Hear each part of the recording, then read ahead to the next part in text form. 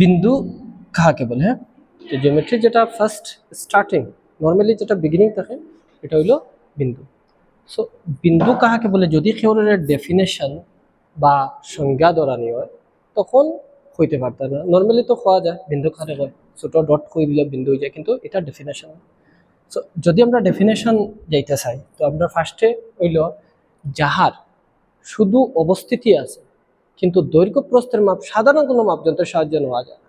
এখন সাধারণ মাপযন্ত্র কইতে আমরা স্কেল বুঝি, কম্পিউটার দিয়ে জুম করলে এটা ফারা যাইব, কিন্তু সাধারণ মাপযন্ত্র কইতে আমরা স্কেল বুঝি। স্কেল দিয়ে হইলে আমরা না দৈর্ঘ্য বুঝতে পারবো না প্রস্থ আমরা দেখতে পারবো, কিচ্ছু দেখতে পারতাম না।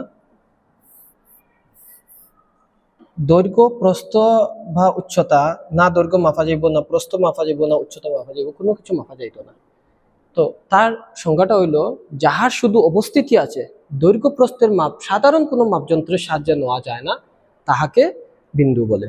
আর যদি আমি ইংলিশে যদি হইতে চাইতে আমার হইতে লাগবো a geometrical figure which doesn't have the length, breadth or height, that is it doesn't have volume, is called point.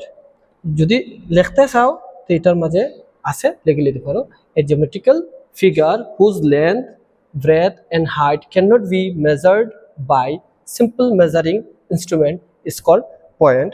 এটা একটু টাফ ডেফিনেশন আছে, কেউ যদি আরো একটু ছোট ক্লাস পড়ে তো তার লাগে a zero dimensional geometrical figure, geometrical figure এখানে ফিগারটা মিস আছে,